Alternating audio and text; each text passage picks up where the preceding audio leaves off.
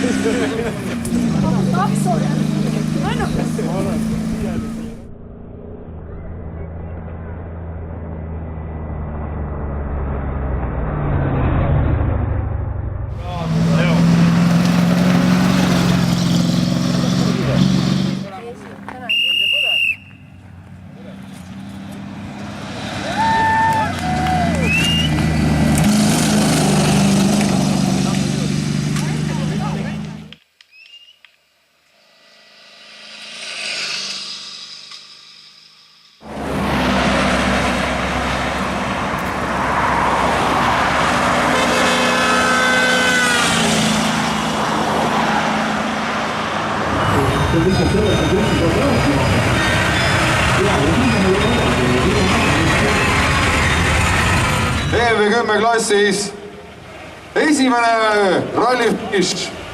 Alo Põder, Tarmo Heidemann.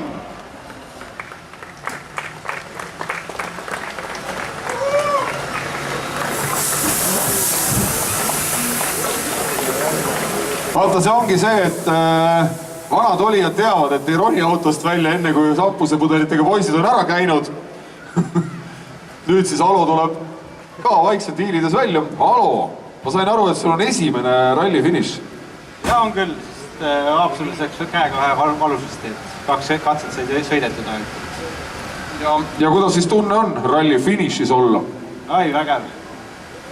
Ega esimest korda, jah. No siis ei ole midagi muud, kui peame nüüd selle niimoodi fikseerima ära ja et edaspidi siis ongi ainult finišid.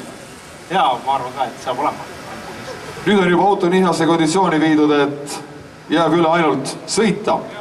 Palju õnne rallifiniši puhul Alo Põder ja Tarmo Heidemann.